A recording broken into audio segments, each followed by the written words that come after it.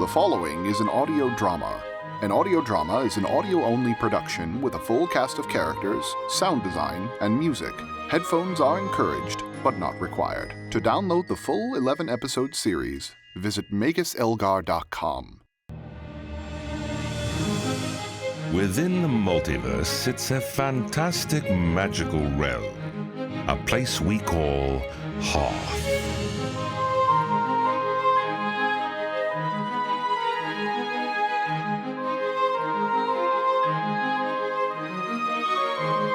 This is the world of Magus Elgar.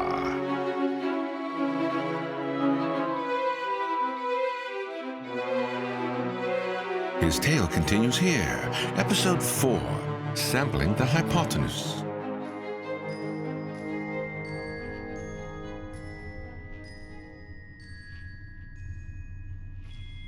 A mystery can often bring minds together, but whether this breeds creation or catastrophe is conditional. When one spends the better portion of their life heralded as an expert in their field, it's hard to admit you require lessons in anything else.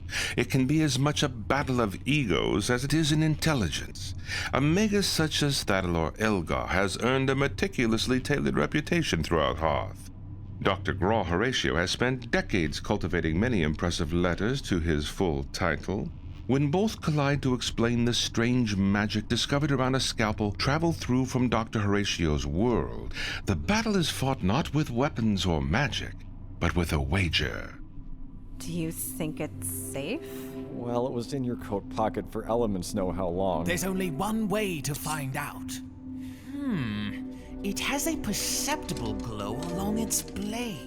The slicing pen's natural capabilities must have increased with some kind of magical energy. I believe a demonstration is in order. Oh, wait a minute, wait! No! Not! No! Put on!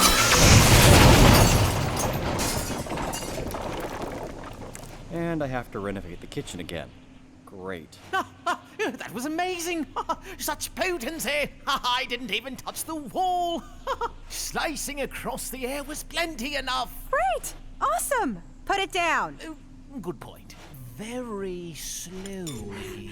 How the hell did it do that? It's just supposed to be a surgical what's-it, right? So why is it doing the whole thing? Do you think it's possible that the scalpel's metals were charged by the resonator? No, if that was the case, my flask of mead would have gotten quite strange going to your world. I believe what we're seeing here is your tool of science trying to become a tool of magic. So the slicing pin's transforming into its magical equivalent? Possibly. I propose that we form a task force to investigate the nature of these... tools. Udo, remind me to make a cool name later. Yes, Magus. Now to lead this task force, I elect me. Oh, you shouldn't have. I accept. You! This is more than just a magic problem, Magus. You don't even know the first thing about science. Not to mention that your last foray into the unknown blew up 3 homes. Magic requires critical thinking to a degree that tests the limits of one's sanity. Science is based on rules. Therefore, all it would take to master science is pure memorization. Simple enough. Scientific study takes years of research. You can't expect to just solve one of our biggest mysteries that even our best have yet to figure out, let alone in your first try. I figure out impossible things every day. Science couldn't be all that different. If magic is that straightforward, I should be a warlock by the end of the week. And I'll be a hypothesician within the hour. That's not a thing. Well, neither is a warlock. What makes you think you have the know-how to lead this kind of thing? I have a BSP, an MBCHP, and a PhD in quantum mechanics. Well, I can spell too. That doesn't mean I'm going to gloat about it. Oh, fine. Let's make this interesting. If you can complete a science experiment that a 3rd grader can do, I'll eat my tweets. And if you manage to cast a single spell by the end of today, I'll... You lick the mucus off Kakkay. You fiend! That's horrific! I accept. come on, Udo. I'll teach that hack who's the hypotenuseizer around here. Wait, I never agreed to this. I'm borrowing your Magus, science come book, on. Doctor. What? No, put that Quickly, back. Udo, put it in your cloak. What am I supposed to do with this? Strikes again. What are you doing? Ah, accursed child. If that man is any indication of their best and brightest, we're in a dimension of imbeciles. Piffle, I say. Indeed. Without science in the driver's seat, we'll never figure out the scalpel or find a way back to Earth for that matter. Want me to help? I don't know. Would you be okay with casting potentially dangerous magic? I mean, yeah, sure, I guess. You haven't sounded this excited since I taught you chemistry. You told me if it was in the wrong hands, someone could melt a body into soft jelly. Yes? Well, it's never felt like a better time to have the wrong hands. Here, I took the liberty of stealing one of Magus Elgar's books. Oh, that's what I love about you, Kaylee. You always manage to save time by adding just a dash of ethical ambiguity. All right, I have a few things we could use for our magical spell. Excellent! So, what are we going to do? I think summoning a fire demon might be a good way to start our magic careers. Well, no. I was thinking something a bit more basic.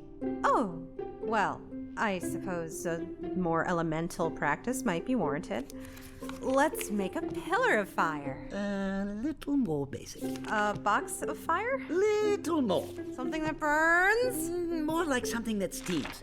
Perhaps a transmutation spell. I knew it. You're trying to make coffee. It is a legitimate attempt at magic. Oh, come on, Doctor. We're in a magical world. Let's do something with it. And we're doing something incredible.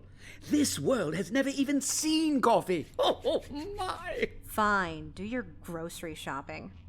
Can I man the book? Sure. Right. Of course. We begin by how do we begin? According to this, we need to read out some kind of ancient language wizards discovered eons ago. It's said to be innately abhorrent to the nature of the universe, which permits spells to manifest. What? We have to insult the laws of physics by cussing at it in a dead language. Oh, that doesn't seem very nice. I'll be sure to send flowers to the deities of whatever when we're done. Good. Good. So, let's see. I have the bean stand in, so I just say the incantation. What are you waiting for? Well, you can't cast a spell without a totem. Udo said you would get a lot of unwanted tattoos and go crazy. I think that's what that necklace he wears does. Please, that's nothing but superstition. Udo said some casters go without them, and this is a tiny spell. We don't need to filter our will through a toy. We're fine. I'd rather not risk it. I've plenty of ink from my chemical smuggling days. Says here it could be anything with some kind of magical attunement. Necklaces, charm bracelets. I think Magus Elgar said he had one embedded in his skull. Thus the plot thins with that man. Oh, well, all right. So, beans, totem. Should this little jade tiki head thing do? Probably. I'll take this one. Udo said the eye has something to do with their version of hell. So, that's awesome. Also, pure silver. Probably worth something. All right. Do you have the incantation? Yeah. Let me just... right here. Right. Okay. So... Inflex Garfetol for Nazi! Nothing happened. Perhaps the inflection was wrong. Give me a moment. Inflex Garfetol for Nazi! Maybe it's not taking you seriously. But why not? Maybe because you sound like a midwife smacking a cat. I just laugh. It's flex! Garfetol Nazi! Okay. Flexing. This was funny at first, but now it's starting to get sad. Come on! Give me my coffee, you vitally dead. Is it any wonder people think you have an addiction problem? Ugh. I can't stand to see you like this. Here, let me do it. What makes you think it'll work for you? The book says you have to channel your spirit with the desire to fulfill your spell. When you say it, you have to mean it. That, and I actually know what the words mean. What? Inflex Scarpatal Panache! Kaylee! I thought we were making coffee! We're making fire coffee! Die, beans! Face my mastery over the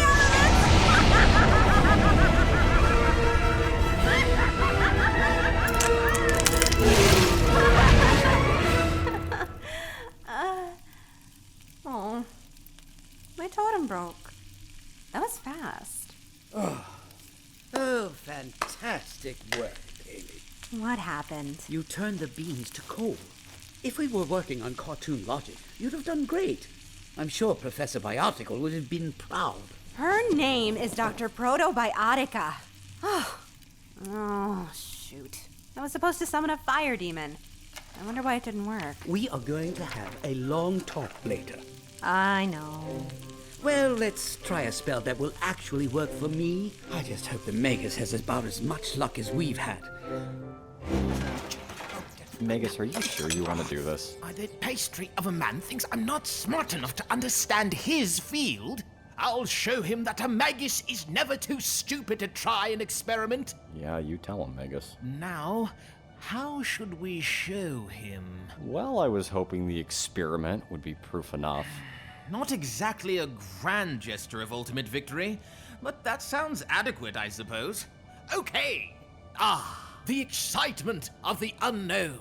It fills me with tingles right down to the creamy center of my bones. Such elation. Well, it certainly filled you with something. It reminds me of the first spell I taught you when you were just a neophyte full of piss and vinegar. Stop that. Do you remember? I remember how useless it was. Useless! I'm insulting. Well, you gave me a spell that blows wind at you regardless of what direction you're facing. Come now. I'll show you a use right now. Engage dramatis! Ha! Come, Udo! We shall cast a science experiment that will reverberate across the ages! See? My cloak is all flowy with this spell. Cut that out!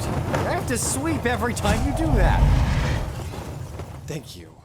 Now, I have a very important question about the science thing you've roped us into. And that is? What exactly is a third grader?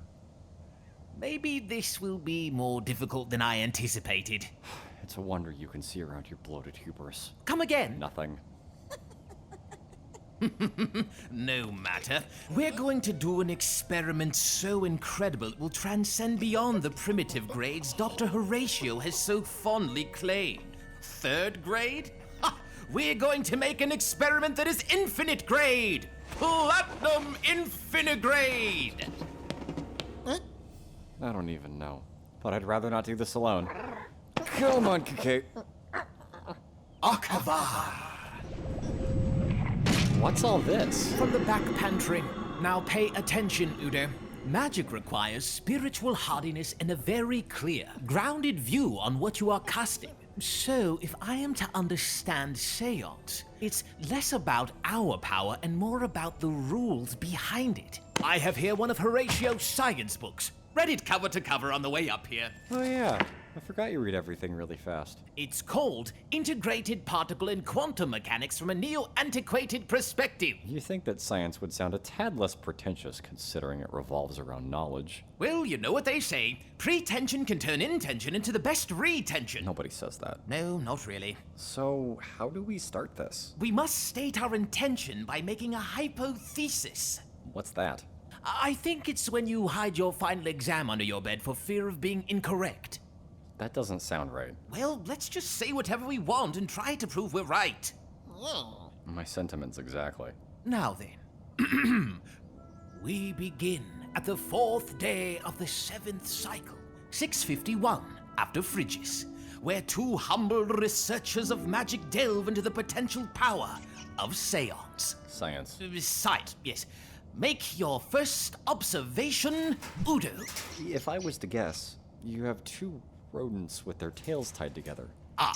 As you might observe, Udo, these are much larger than simple rats. They are possums, much hardier, also fond of playing dead. makes them easier to catch. Their efforts, aided with this stick, will help facilitate magnetism. Magnets? Oh, so we're proving magnetism via science, right? Fusion. What? We're making a fusion. What in the name of the unblinking is a fusion? We're not splicing animals again, right? No. Infinite energy. Much like the Philosopher's Stone. I read in one of Horatio's books that it was a well-sought-after reaction in his world. They claim it's what makes stars. We're not. What? We're not making a star. The tower's barely holding together as it is. Of course we are. I have all the ingredients right here. And all I see is a pair of animals trapped under a glass dome. Quite right. In addition, we have here heavy water. That looks like regular water. It is. So I made up the difference with a really heavy nickel bucket. The bastard weighs a ton. We then introduce cosmic rays into the tank of heavy water. It says it'll create a glowing green rod of something called tritium. Once that is done, we will drop the rodents into the tank. Then we will strike them with enough electricity to birth a star from the respectable womb that is my kitchen. I have a distinct feeling this is a horrible idea, sir. But this is science. It's all about how we do it more than why.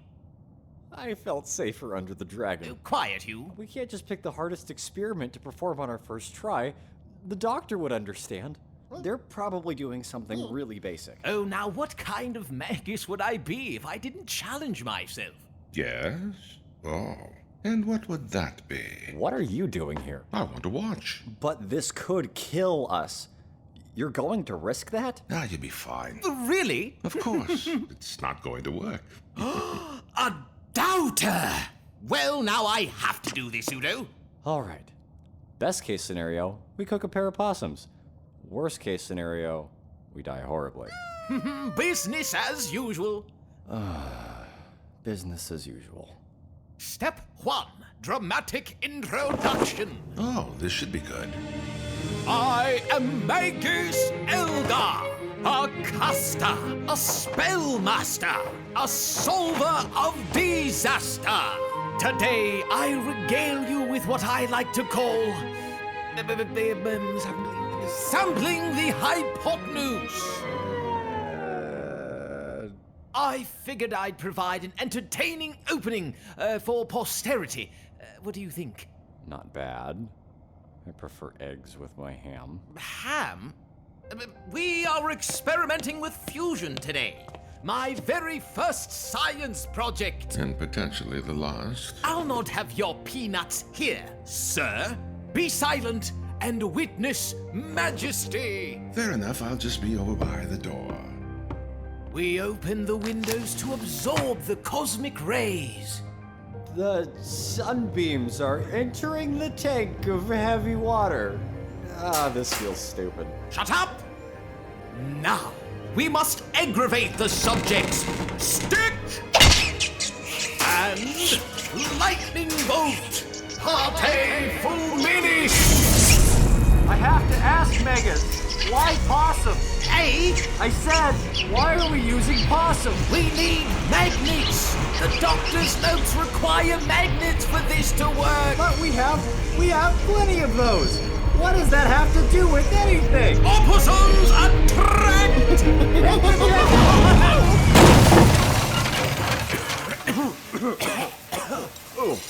Did we do it? I can't tell. There's too much smoke. Hold on. Kay, are you all right? Well, the heavy water has evaporated. Oh. Ew. Well, we've sinned against nature, and it's killed a bunch of innocent animals. Again. There's no need to rub it in. Why on earth do all your spells try to throw me out the window? My word, what have you done to those poor things?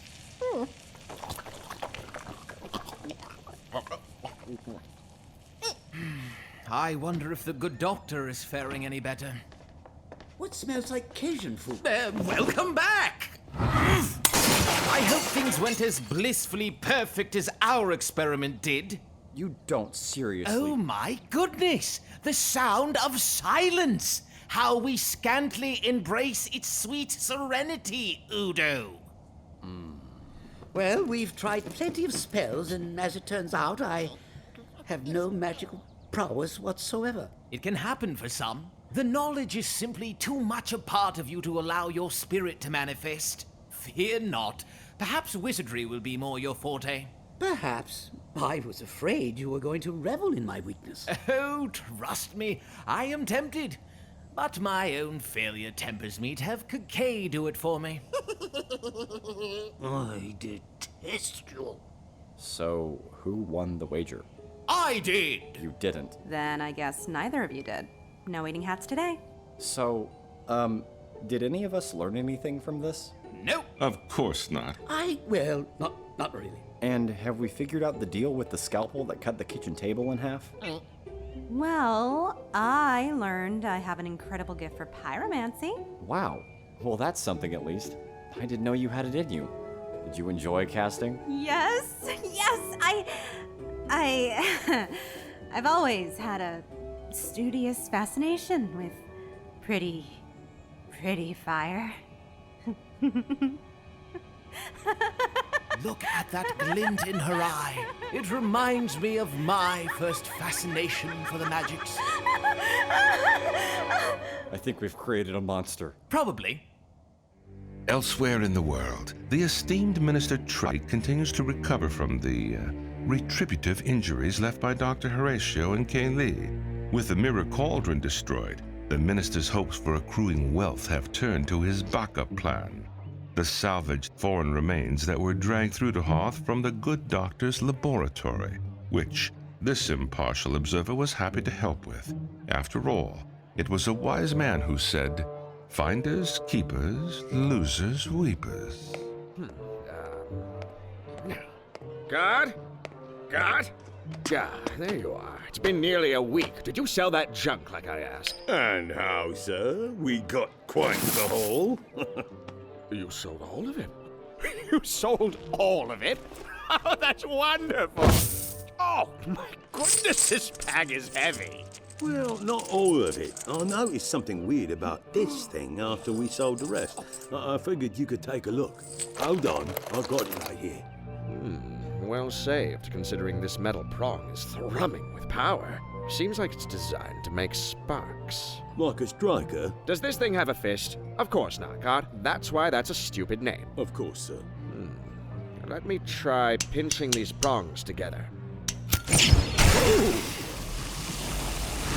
Exquisite! I didn't even need to cast a spell. Nice one, sir.